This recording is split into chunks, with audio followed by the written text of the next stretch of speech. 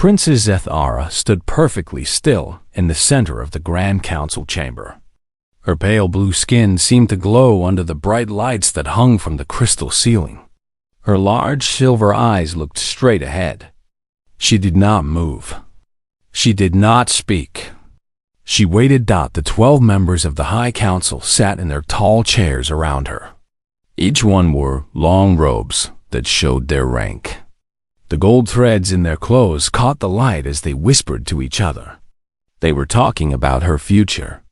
They were deciding what to do with the princess who could never have children. "Princess Zethara," said Council Leader Vexamer. His voice was cold and formal. "You have brought shame to the royal family. You cannot continue the bloodline. You are broken." Zethara's hands stayed at her sides. She had heard these words many times before. When she was young, the doctors had tested her blood. They found the genetic flaw that made her different. She could never bear children. In Calvani culture, this was the worst thing that could happen to a princess. "The royal bloodline must be pure," continued Vexamer. "It must continue through healthy offspring. You cannot provide this. Your cousin, Prince Drakvin, is the rightful heir to the throne." Drakvin smiled from his seat at the side of the chamber. He had waited many years for this moment. Ever since childhood, he had known that Zethara's genetic flaw would one day make him the next ruler. He had been patient. Now his patience was about to pay off. "However," said Vexamer, "we are not without mercy. We will not execute you for your genetic failure." Zethara felt a small spark of surprise, but she did not let it show on her face. Execution had always been the traditional punishment for genetic flaws in the royal family. She had expected to die today. "Instead, we offer you one final chance to serve the Empire," Vexamer announced. "We will send you to the planet called Earth. You will take part in a cultural exchange program with the humans who live there."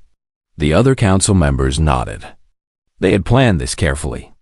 Earth was a new planet that the Calvani had recently discovered. The humans there were primitive. They had only just learned to travel between planets. The Calvani considered them barely intelligent. "You will attempt to mate with one of these humans," Vexamer said.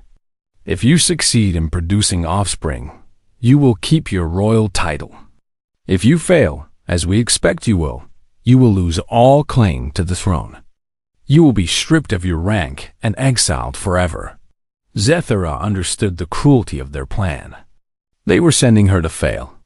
They knew she could not have children with anyone, human or Calvani. This was just a way to make her humiliation complete. When she returned without a child, they would have the perfect excuse to remove her from the royal family permanently. "You have 1 Earth year to complete this task," said Council Member Thylian, a thin woman with sharp features. "Their planet makes 1 complete circle around their sun in that time. When that year is finished, you will return to face judgment." "Do you accept this mission, Princess?" asked Vexamer. Zethara looked at each council member. She saw no kindness in their faces. She saw no hope. They expected her to beg. They expected her to cry. They expected her to show weakness. "I accept," she said simply. The council members looked surprised. They had thought she would argue or plead for a different solution. But Zethara was tired of fighting a battle she could never win. She was tired of being seen as broken. If exile was her fate, she would accept it with dignity. "Excellent," said Vexamer. "Your ship will be prepared immediately. You will leave for Earth within 3 days." As the council session ended, the members began to leave the chamber. Drakvin walked past Zethara with a wide smile. "Enjoy your time among the animals, cousin," he whispered. "Try not to embarrass the Empire too much when you fail." Zethara did not reply. She watched him leave, then turned to go to her chambers. Over the next 3 days, Zethara prepared for her journey. She packed simple clothes and a few personal items. She studied the basic information the Galvani scouts had gathered about Earth and its inhabitants. The humans seemed strange to her. They showed their emotions openly. They created art for no practical purpose. They formed bonds with each other that went beyond genetic compatibility. The night before her departure, Zethara stood on her balcony and looked up at the stars. Somewhere among them was the planet Earth. Somewhere among them was her future. She knew that future probably meant death and exile. But for the first time in her life, she felt a strange sense of freedom. She was no longer bound by the expectations of the royal court. She would no longer have to listen to whispers about her genetic flaws. She would no longer have to pretend that she did not hear the cruel jokes about the barren princess. The next morning, Zethara walked to the spaceport with her head held high. A small group of servants and officials had come to see her off. Most of them looked happy to see her go. Only her old teacher, Master Kalthara, seemed sad. "Be careful, child," the old woman whispered as she gave Zethara a farewell embrace. "The universe is full of surprises. Sometimes what seems like an ending is really a beginning." Zethara nodded and walked up the ramp into her ship. The metal door closed behind her with a soft hiss. Through the small window, she watched her home planet grow smaller and smaller as the ship carried her toward the unknown. She was leaving behind everything she had ever known. She was traveling to a world full of strange creatures that her people considered inferior. She was going to attempt something that science said was impossible. But as the stars streamed past her window, Zethara felt something she had not felt in many years. She felt curious about what would happen next. For better or worse, her real life was about to begin. Dr. Marcus Chen pushed his glasses up his nose and stared at the message on his computer screen. He read it 3 times to make sure he understood it correctly. The Earth Defense Council wanted him to be the liaison for an alien princess. Him, quiet scientist who spent most of his time looking at plant cells under a microscope. "This has to be a mistake," he said, to his empty laboratory. But it was not a mistake. 2 hours later, his supervisor, Dr. Sarah Williams, knocked on his door. "Marcus, I know this is unexpected," she said as she entered his lab. "But you're our best xenobiologist. You understand alien life forms better than anyone else on the team." Marcus set down his coffee cup. "But I study alien bacteria and plants. I've never even talked to an intelligent alien before." "That's exactly why we need you," Dr. Williams explained. "This princess is coming here for some kind of reproductive compatibility study. The Galvani believe their people can only have children with very specific partners. They want to test whether humans could be compatible." Marcus felt his face turn red. "They want me to? With an alien princess?" "We don't know exactly what they want," Dr. Williams said. "But your background in genetics and interspecies biology makes you the logical choice to work with her. The princess will arrive tomorrow at the Montana facility." That night, Marcus could not sleep. He spent hours reading everything the Earth Defense Council had learned about the Galvani Empire. They were an advanced civilization that had been traveling between stars for thousands of years. They were logical and intelligent, but they seemed to lack the emotions that humans took for granted. The next day, Marcus stood in the landing bay at the First Contact facility. His hands were sweating inside his latex gloves. He had never been so nervous in his life. The Galvani ship was beautiful. It looked like it was made of silver and crystal. It landed without making any sound. A ramp extended from the bottom of the ship. Princess Zethara appeared at the top of the ramp. Marcus forgot to breathe for a moment. She was unlike anything he had ever seen. Her skin was pale blue like winter sky. Her hair was white as snow and flowed down past her shoulders. Her eyes were large and silver, like pools of liquid metal. She was tall and graceful, moving like she was floating instead of walking. But what struck Marcus the most was the sadness in her eyes. Even from a distance, he could see that this was someone who carried a heavy burden. "Princess Zethora," he said, stepping forward. He had practiced the pronunciation of her name dozens of times. "Welcome to Earth. I am Dr. Marcus Chen. I will be your guide during your stay here." Zethara stopped in front of him. She studied his face carefully. Through her universal translator, she heard his words in her own language. "Dr. Chen," she said. Her voice was musical, but there was a careful control in it. "I have come to fulfill the terms of a cultural exchange. I understand you will assist me in this task." Marcus nodded. "Yes, I'll help you in any way I can. Would you like to see your quarters first, or would you prefer to tour the facility?" For a moment, Zethora looked surprised. In the Calvani Empire, people rarely asked what she preferred. They simply told her what would happen next. "My quarters would be acceptable," she said, as Marcus led her through the facility. He pointed out different areas: the cafeteria, the recreation room, the library. Zethora listened politely, but said very little. Her quarters were simple but comfortable. A bed, a desk, a chair, and a large window that looked out over the Montana mountains. "The mountains are beautiful," Zethara said, looking out the window. "Do you have mountains on your home planet?" Marcus asked. "We have crystal formations that serve a similar purpose," she replied. "But they are made by machines, not by natural forces." Marcus found this fascinating. "Everything on your planet is artificial?" "Most things, yes. We learned long ago that nature is inefficient. We improved upon it. But don't you miss the randomness? The surprise of not knowing exactly what will grow or where." Zethara looked at him strangely. Why would anyone want randomness? Chaos leads to mistakes. Over the next few weeks, Marcus and Zethara spent several hours each day together. Marcus showed her human art, literature, and music. He tried to explain why humans created things that served no practical purpose. "This painting," he said, showing her a landscape by Van Gogh, "it doesn't serve any function.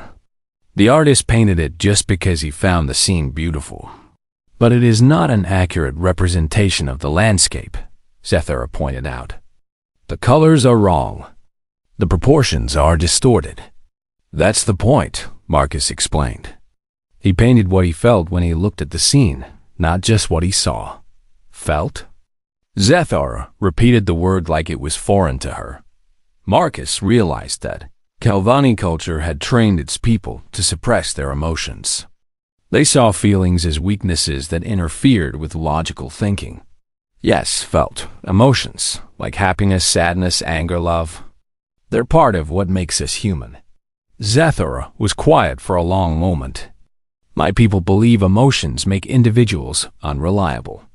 They lead to poor decisions." "Sometimes," Marcus agreed. "But they also lead to great art, beautiful music, and deep connections between people." As the days passed, Marcus noticed small changes in Zethara. She began to ask more questions. She spent longer looking at the paintings and listening to the music he showed her. Sometimes he caught her staring out her window at the mountains with an expression he could not quite identify. One evening, Marcus found Zethara in the garden behind the facility. She was sitting on a bench, watching the sunset. The orange and pink light made her blue skin look purple. "Is everything all right?" he asked, sitting down next to her. "I have never seen anything like this," she said, nodding toward the sunset. "Each evening, the colors are different. The patterns in the clouds change. It is beautiful." "Yes, it is. On my world, we control the lighting. Every day looks exactly the same. I thought that was better. Now I am not certain." Marcus looked at her profile in the fading light. "What's your real mission here, princess?" The cultural exchange story doesn't quite fit. Zethara was quiet for so long that Marcus thought she would not answer. "I cannot bear children," she finally said. In my culture, this makes me worthless. The council sent me here knowing I would fail. When I return without offspring, they will strip me of my title and exile me permanently. Marcus felt anger rise in his chest. They sent you here to humiliate you? Yes, my cousin wants the throne. This gives him the perfect excuse to take it. That's cruel. Zethara looked at him with surprise. You feel anger on my behalf? Of course I do. What they did to you is wrong, but you barely know me. Why do you care what happens to me? Marcus realized he did not have a logical answer for that question. He cared because she was kind. He cared because she was intelligent and curious. He cared because someone had hurt her, and that made him want to protect her. I care because you're a good person, he said simply. And good people shouldn't be treated badly. Zethara stared at him for a long moment. Then, for the first time since she had arrived on Earth, she smiled. It was a small smile, but it transformed her face completely. Thank you. Marcus, she said softly, as they sat together watching the last light fade from the sky. Marcus realized that something important was happening. He was beginning to care about this alien princess more than he should. And from the way she looked at him, he thought she might be feeling the same way. 3 months had passed since Princess Zethara arrived on Earth. The cold Montana winter had given way to spring, and the mountains were covered with green trees and wildflowers. Zethara had never seen anything change so dramatically just because of the season. On your planet, do things ever change like this? Marcus asked as they walked along a trail near the facility. No, Zethara replied, stopping to examine a small yellow flower. We eliminated seasonal changes long ago. They were considered inefficient. But look how beautiful it is, Marcus said, gesturing to the meadow around them. Would you really want to give this up for efficiency? Zethara touched the flower gently. A few weeks ago, she would have said yes without thinking. Now she was not so sure. Living on Earth had shown her things she never knew existed. Beauty without purpose. Change without control. Life that grew wild and free. I think I'm beginning to understand why humans create art, she said quietly. Marcus smiled. Over the past months, he had watched Zethara slowly discover emotions she had been taught to suppress. She was learning to appreciate beauty, to feel wonder, to experience joy in simple things. And Marcus was learning about her world, her struggles, and the heavy weight of duty she carried. They had become close friends. Sometimes Marcus caught himself wishing they could be more than friends, but he pushed those thoughts away. She was an alien princess from an advanced civilization. He was just a simple scientist. Besides, she would have to return to her home planet in 9 months. Marcus, Zethara said one evening as they sat in his laboratory. May I ask you a personal question? Of course. Do you ever feel lonely? The question surprised him. Sometimes. Why do you ask? I have felt lonely my entire life, she admitted. In the Kelvani Court, I was always surrounded by people, but none of them truly cared about me. They saw only my genetic flaw. Here, with you, I feel different. Marcus set down the genetic sequence he had been studying. Different how? Less alone, more myself. She struggled to find the right words. You see me as a person, not just as a broken princess. You're not broken, Marcus said firmly. You're one of the most intelligent, thoughtful people I've ever met. But I cannot have children. In my culture, that makes me worthless. Your culture is wrong. They sat in comfortable silence for a moment. Then Zethara asked another question that had been on her mind. Have you ever been in love, Marcus? Marcus felt his heart skip a beat. Yes, once. But it didn't work out. What is it like? Love? Marcus thought carefully about how to explain something that was so fundamental to human experience, but apparently foreign to her. It's when you care about someone more than yourself, he said. When their happiness becomes more important to you than your own. When you want to protect them and support them and share your life with them. That sounds wonderful and terrifying at the same time. It is both. Zethara looked at him with those large silver eyes. I think I am beginning to understand what love feels like. Marcus's breath caught in his throat. Was she saying what he thought she was saying? Zethara, I know it is impossible, she said quickly. I know I will have to leave. I know we are too different. But I cannot help how I feel. You're not too different, Marcus said softly. And what you feel. I feel it too. That night, Marcus could not sleep. He kept thinking about Zethara and the impossible situation they were in. He cared about her deeply, maybe even loved her. But what future could they have together? The next morning, he was working in his lab when an idea struck him. He rushed to his computer and began pulling up files on human genetics. For hours, he read research papers and studies. What he found made his heart race with excitement. Human DNA was unlike anything scientists had ever discovered. Where other species had fixed genetic codes that changed very slowly over millions of years, human genes could actually adapt in real time. Humans could literally evolve compatibility with new environments, new foods, even new diseases within a single lifetime. The more Marcus read, the more excited he became. Human genetic flexibility was far beyond what anyone had imagined. In theory, human DNA might be able to adapt to become compatible with alien biology during the reproductive process itself. He ran to find Zethara. She was in the garden, reading a book of human poetry he had given her. Zethara, I need to tell you something incredible, he said, sitting down beside her. You look excited. What have you discovered? I've been studying human genetics, trying to understand why we're so adaptable. What I found, it might change everything. He explained his research in simple terms. Human genes were like a master key that could reshape itself to fit any lock. Other species had rigid genetic codes, but humans had flexible ones. What does this mean? Zethara asked. It means that when the Calvani scientists tested for reproductive compatibility, they were using their own fixed genetic patterns as a baseline. But human genetics don't work the same way. We might actually be able to adapt to become compatible with your biology. Zethara stared at him.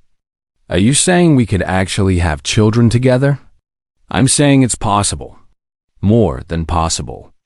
I think human genetic flexibility might be exactly what your people have been looking for.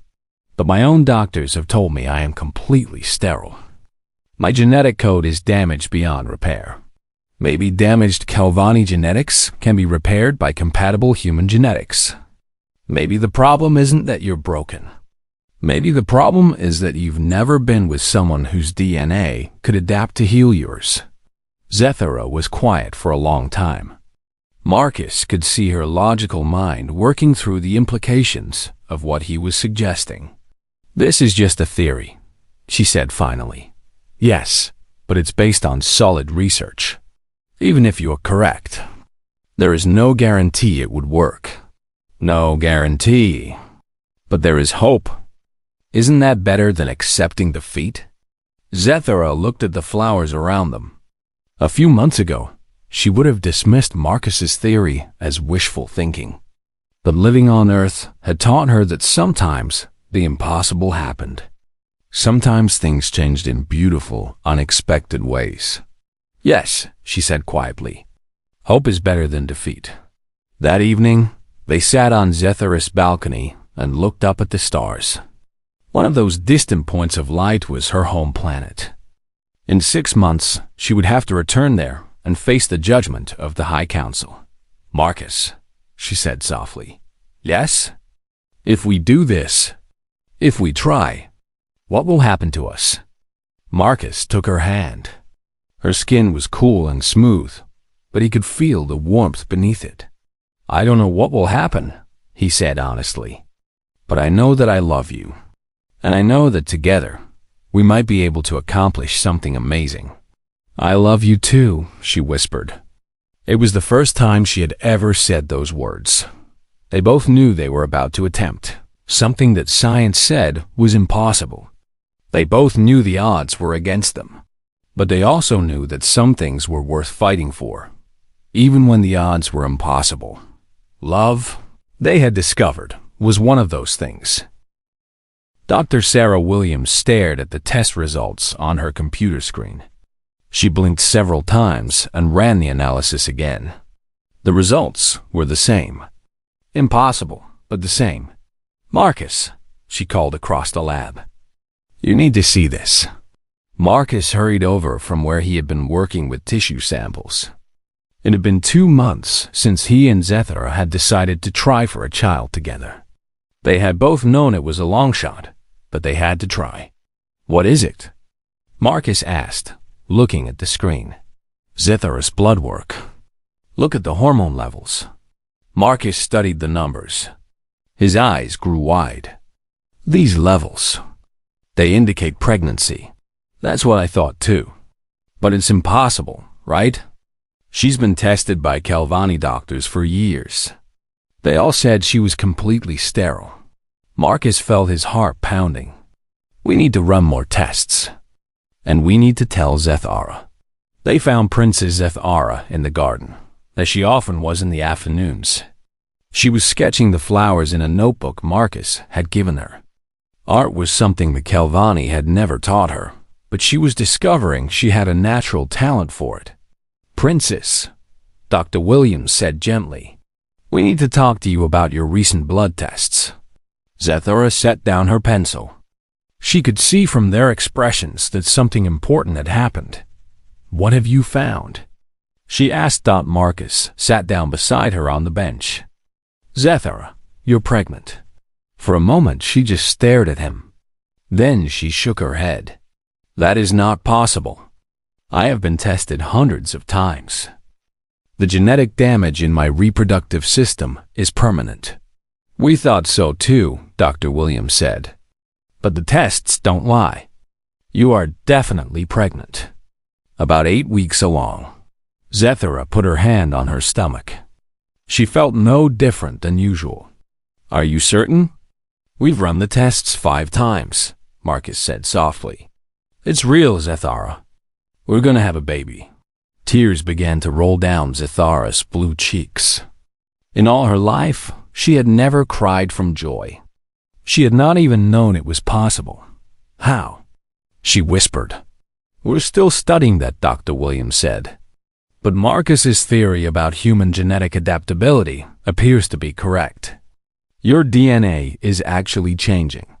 The damage that made you sterile is being repaired. Over the next few weeks, the medical team ran test after test. What they discovered was unlike anything in known science. Human genetic material was not just creating a child with Zethara. It was actually rewriting portions of her genetic code, fixing the chromosomal damage that had made her barren. It's incredible, Marcus explained to Zethara as they looked at the genetic scans together. Human DNA doesn't just adapt to your biology. It actively heals genetic damage while creating new life. So our child will be healthy? She asked. More than healthy. The baby shows genetic traits from both our species, but with enhanced stability. None of the genetic weaknesses that plague Calvani nobility. News of the pregnancy could not be kept secret for long.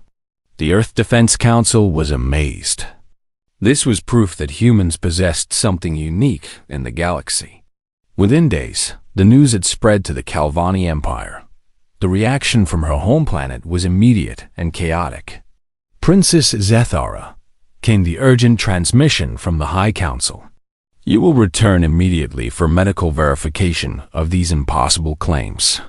I cannot travel safely during pregnancy, she replied. I will return when my year is complete, as originally agreed. You will return now, or face charges of treason for spreading false information about genetic manipulation. Marcus found Zethara in her quarters after she received the transmission. She was sitting by the window, one hand on her growing belly. "They don't believe it's real," she said quietly. "Of course they don't. It challenges everything they think they know about genetics and about humans. My cousin is demanding that I return immediately. He says the pregnancy is some kind of human trick. What do you want to do?" Marcus asked. Zethara was quiet for a long time. "I want to stay here until the baby is born. I want our child to be born on Earth, in safety and love. Then that's what we'll do." But the pressure from the Kelvani Empire continued to grow. Prince Drakman sent message after message, each one more demanding than the last. He accused Izahara of lying. He claimed humans had used some kind of technology to fake the pregnancy. He threatened to declare war on Earth if she did not return immediately. "He's scared," Zethara explained to Marcus one evening. "If my pregnancy is real, it changes everything. He knows his claim to the throne depends on me being barren and worthless." The political implications were becoming clear to everyone involved. If Zethara could have children, especially children with enhanced genetic stability, the entire Kelvani succession would be thrown into chaos. But there were larger implications too. The Kelvani Empire had dismissed humanity as a primitive species. Now it appeared that humans possessed the rarest genetic gift in the known galaxy. Other alien civilizations began to take notice. "We're receiving diplomatic requests from 12 different star systems," Dr. Williams reported to the Earth Defense Council. "Everyone wants to study human genetic adaptability." As Zethara's pregnancy progressed, the scientific data became even more astounding. The child was developing perfectly, showing no signs of the genetic instability that often occurred in hybrid offspring. The baby appeared to have the best traits of both species. "Look at these brain scans," Marcus said excitedly, showing Zethara the latest results. "The baby has the enhanced logical processing of Kelvani genetics, but also the emotional depth and creativity of human genetics. Our child will be able to think and feel," Zethara said with wonder. "To be logical when necessary, but also to create beauty and form deep connections with others. More than that, the genetic stability suggests this child could be the first of a new kind of being, one that combines the best of both our species." In her 7th month of pregnancy, Zethara received a final ultimatum from the High Council. "Return immediately, or be declared an enemy of the Empire," the message stated. Zethara looked at Marcus. Her belly was round and full now. She could feel the baby moving inside her, strong and healthy. "I have to go back," she said quietly. "Not yet. Wait until after the baby is born. If I wait, they will claim I am a traitor. They might refuse to acknowledge the child as legitimate." Marcus took her hands. "Are you sure you want to do this?" Zethara nodded. "I have something now that I never had before. I have proof that I am not broken. I have proof that humans are not primitive. And I have you and our child. That gives me strength. Then we'll go together." "Marcus, it could be dangerous. We're a family now. We face things together." As Zethara's ship prepared for departure back to the Kelvani Empire, she felt none of the despair she had experienced on her journey to Earth. She was returning not as a broken exile, but as a herald of change, thought the child growing inside her was more than just her offspring. It was proof that the impossible was possible. It was evidence that love could overcome genetic barriers. It was hope for the future of both their species. The galaxy was about to discover that humanity was far more special than anyone had imagined. And it was all because of a love that should have been impossible, but turned out to be the most natural thing in the universe. The Grand Council chamber had never been so full. Representatives from across the Kelvani Empire had traveled to witness what many believed would be the final disgrace of Princess Zethara. Prince Drakman sat in the seat that would soon be his throne, wearing robes of royal purple. His smile was confident and cruel. Princess Zathara entered the chamber with quiet dignity. Her pregnancy was clearly visible now, but she carried herself like the royal she had always been. Behind her walked Dr. Marcus Chen, looking nervous but determined. 2 Earth Defense Council guards accompanied them. "So," said Council Leader Veximer, "the Baron Princess returns. And she brings with her this human." "I return as agreed," Zathara said calmly. "Within the time limit you set." "You return with claims of pregnancy," said Drakvan, standing up. "Pregnancy that our greatest doctors declared impossible. Yet here I stand before you, clearly with child." "Here you stand with what appears to be pregnancy," Drakvan corrected. "Human technology can easily fake such an appearance." Murmurs ran through the assembled crowd. Many believed this must be some kind of human trick. The idea that Zathara could actually be pregnant seemed too impossible to accept. "You will submit to immediate medical examination," ordered Veximer. "Our doctors will expose this deception." "I will submit to examination," Zathara agreed. "But Dr. Chun will be present, as well a representative from the Earth Defense Council." 3 hours later, the council reconvened. The Kelvani Chief Medical Officer, Dr. Zathara, looked pale and shaken as she stood to deliver her report. "Council members," she began, her voice uncertain, "I have completed a thorough examination of Princess Zathara. She's indeed pregnant. 7 months and 2 weeks along." The chamber erupted in shocked voices. Drakvan jumped to his feet.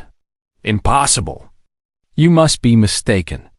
I have run every test available to our science," Dr. Zathara continued. "The pregnancy is real. But more than that."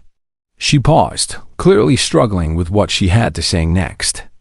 "The fetus is genetically healthy. Completely healthy.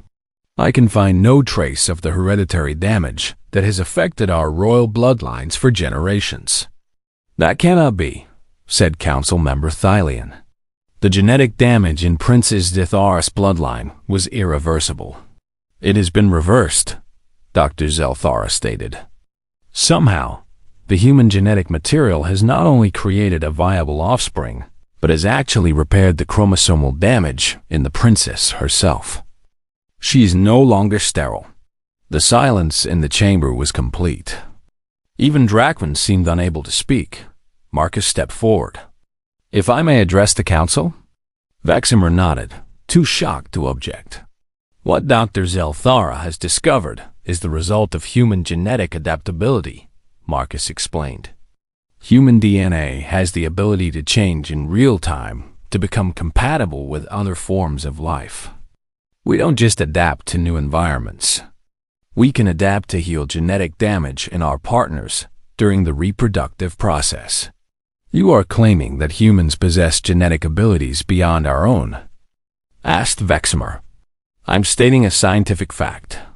Human genetic flexibility is unlike anything in the known galaxy." Dr. Zathara stepped forward again. "Council members, I must tell you something else. The hybrid child shows genetic traits that could revolutionize our species. Enhanced cognitive abilities combined with emotional depth. Genetic stability that can eliminate the hereditary weaknesses that have plagued our nobility.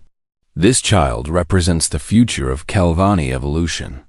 Prince Drakvan finally found his voice.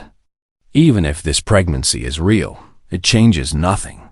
"One child cannot. It changes everything," Zathara said quietly, but her voice carried clearly through the chamber. "This child proves that the genetic problems of our royal line can be solved. It proves that humans are not the primitive species we believed them to be. And it proves that I am not the broken princess you told me I was." She placed her hand on her belly. "This child is the rightful heir to the throne. And through this child, our empire could forge an alliance with humanity that would benefit both our peoples." The political implications crashed over the council like a wave. If Zethar's child was the genetic salvation of the royal line, then Drakvan's claim to the throne was worthless. If humans possessed unique genetic abilities, then Earth became the most valuable planet in the galaxy. The humans have deceived you somehow, Drakvan said desperately. This is some kind of genetic manipulation technology. No technology was used, Marcus said firmly. This happened naturally, through the power of human genetic adaptability combined with emotional bonding. Emotional bonding? Asked Vexmer. Love, Zethara said simply.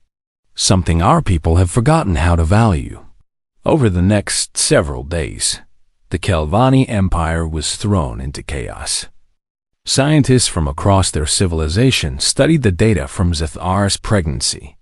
Representatives from other alien species arrived to investigate reports of human genetic abilities. The results of all this scientific study were clear and undeniable. Humans possessed genetic flexibility beyond anything previously discovered. They could adapt to become compatible with virtually any form of life. More than that, they could actually improve the genetics of their partners during reproduction.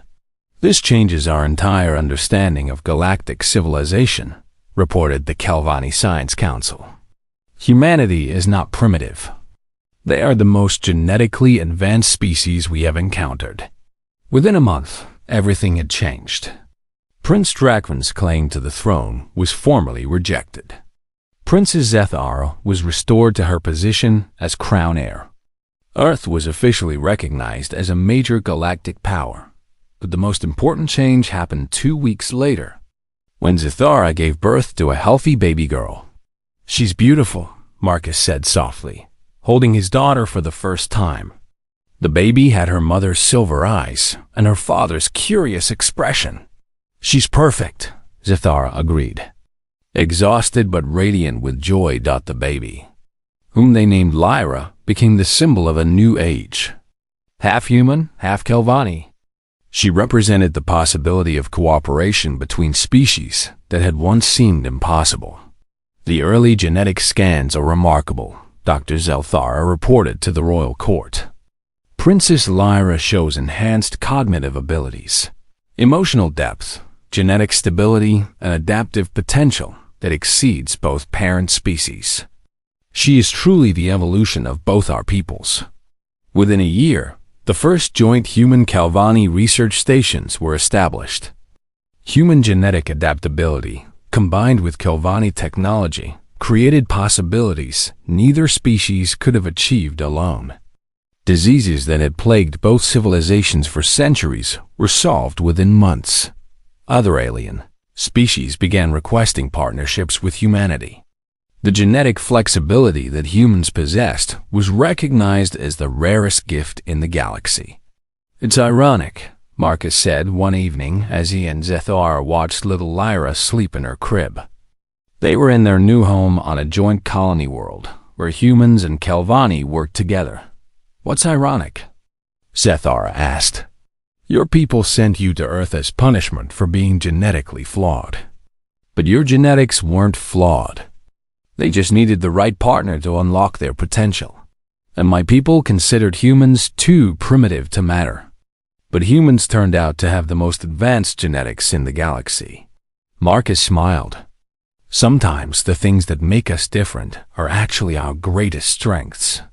Zethara looked at their sleeping daughter, then at the window where two suns set over an alien landscape.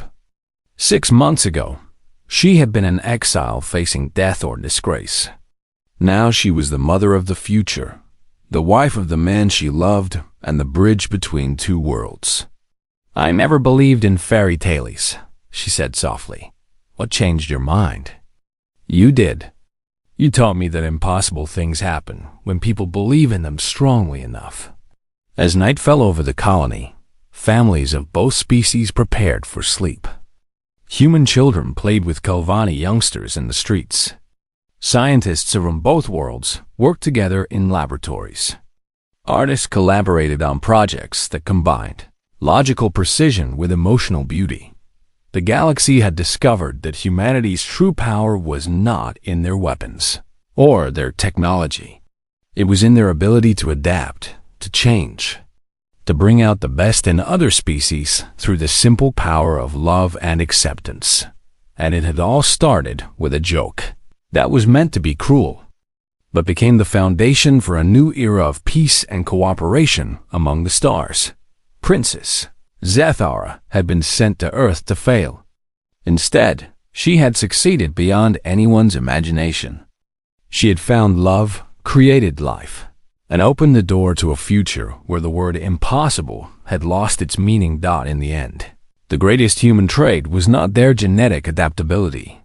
It was their ability to see potential where others saw only flaws, to find hope where others saw only despair, and to create something beautiful from something that was meant to be bitter. That, more than anything else, was what made humanity special among the stars.